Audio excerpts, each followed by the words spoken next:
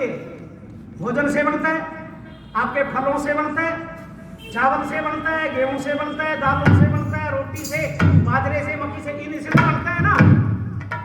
तो हम दुनिया के सबसे बड़े वैज्ञानिक को ले आओ, उसको गेहूं का एक कट्टा दे देंगे आटे का, मक्की का भी दे देंगे, उसको भर करके एक बोरी सेब की दे देंगे, संतरे दे देंगे, और अनार का तो रंग भी वैसा ही होता है, अनार का भी पूरा बोरा दे देंगे भर के, और उसको कहेंगे जरा 1 लीटर खून बना करके दे दे, नहीं बना सकता।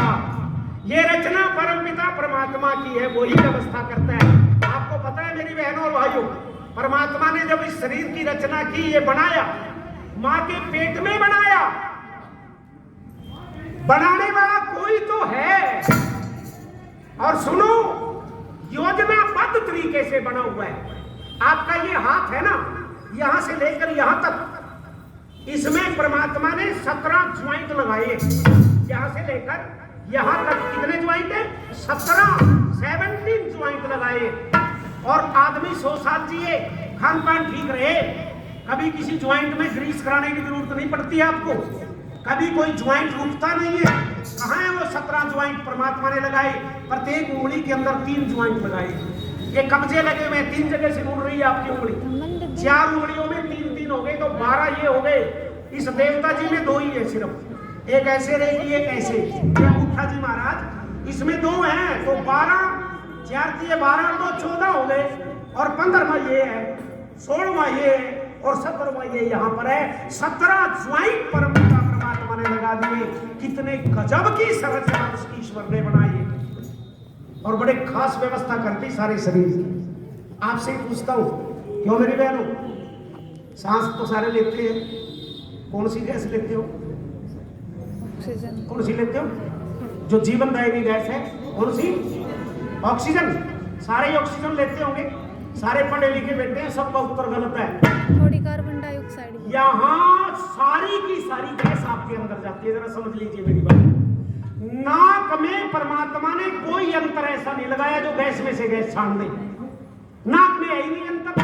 तो यहाँ तो ऑक्सीजन भी है, हाइड्रोजन भी है, कार्बन भी है, मोनो भी है, वो सारी गैस आपके अंदर नाक के द्वारा जा रही है। वो गैस में से गैस छानने का यंत्र यदि परमात्मा ने लगाया है, तो वो यहां लगाया है आपके अंदर, जिसको आप लंग्स बोलते हैं, जिसको आप फेफड़ा बोलते हैं।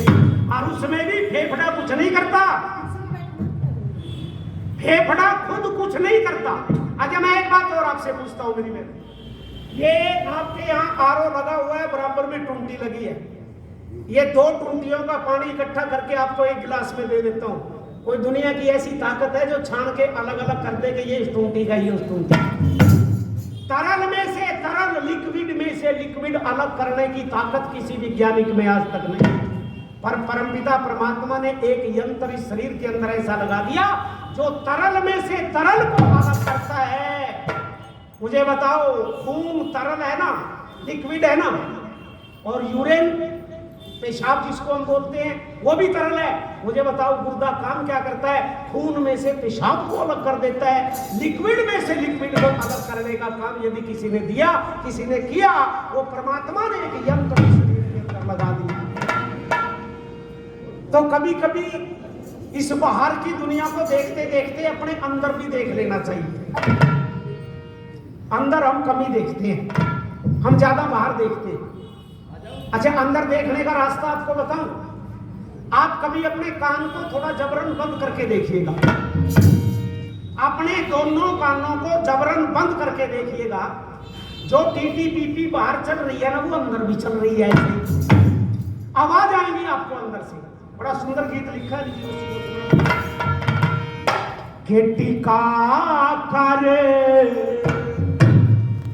हाथ कानों पर, करो कोशिश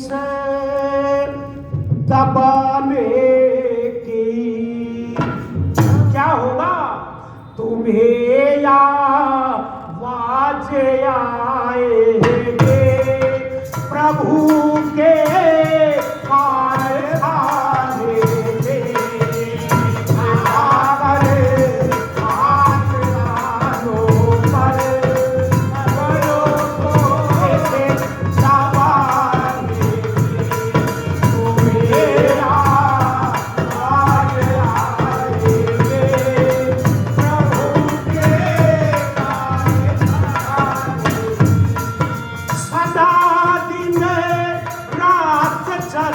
चलती है मशीनें कौन सी अंदर सदा रात चलती है मशीनें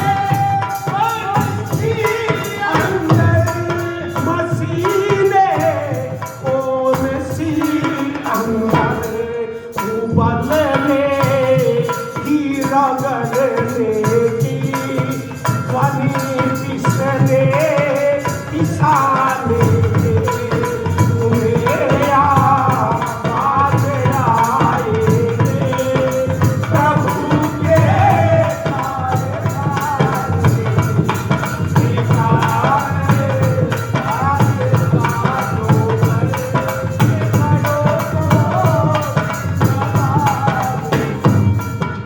ना गेहूं में ना चावल में ना दालों में ना सब्जी में ना गेहूं में ना चावल में ना सब्जी में ना दालों में ना सब्जी में ना दालों में पर बदन में खून बनता है विधि क्या है बनाने की तुम्हें आवाज आएगी प्रभु के कारखाने देखा करे हाथ तारो करो लहू से मांस मज्जा से तने हड्डियों के ढांचे पर लहू से मांस मज्जा से तने हड्डियों के ढांचों पे ये शरीर लहू से मांस से मज्जा से बना हुआ है हड्डियों का ढांचा है। अच्छा कल्पना करके देखो अगर इसको खोल दिया जाए खुला रखा जाए ये प्लस्तर ना हो जो ऊपर किया है परमात्मा ने जिससे सुंदरता का अंदाजा लगाते हैं गोरा है गोरी है काला है काली है इसी से तो लगाना ना अंदाजा कि श्याम वर्ण है कैसा रंग है। अगर ये प्लस्तर ना हो ऊपर वाला और मेरी लाठी बहन यूं बताओ अगर अंदर वाला सब कुछ दिखता हो रोटी खा लोगे खा ही नहीं सकते। अंदर का मटेरियल अंदर का सामान अड़ंगा ही अड़ंगा। ये कल आचार्य जी बता रहे थे ना कि सर के बालों से लेकर पैर के नाखून तक सिवाय गंदगी के कुछ नहीं है। अंदर नजर मार करके देख लोगे सिवाय गंदगी के कुछ ही नहीं है। आप देख करके उल्टियां करते फिरोगे देख नहीं सकते अगर अंदर का खोल दे। कितनी कृपा है परमात्मा की। ये प्लस्तर कर दिया ऊपर इसको देख देख करके मोहित होता रहता है बड़ा सुंदर है बड़ा खूबसूरत है और अपने आप ही प्रसन्न होता रहता है शीशे आके देख करके वाह मेरे जैसा तो कोई भी नहीं है दुनिया के अंदर इतना सुंदर है। लहू से मांस मज्जा से बने हड्डियों के ढांचे पर बने हड्डियों के ढांचे पर प्लस्तर साफ चमड़ी का भला क्या है सजाने की तुम्हें आवाज आएंगे प्रभु के कारखाने देखा करे हाथ तारो करो को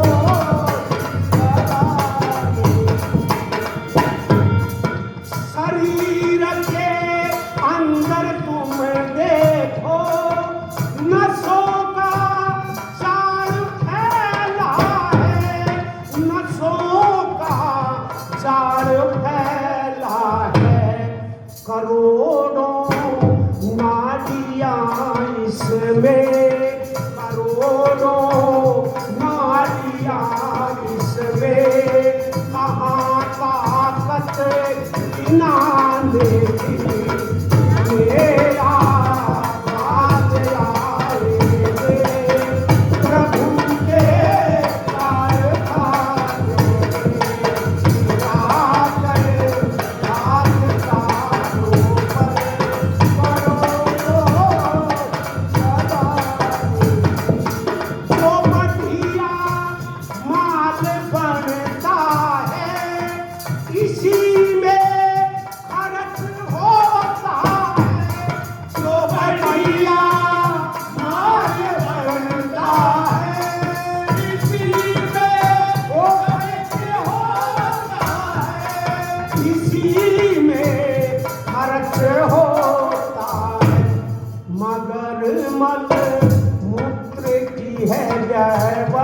था देखो बाहर वीराने की, तो मेरे आवाज आएगी प्रभु के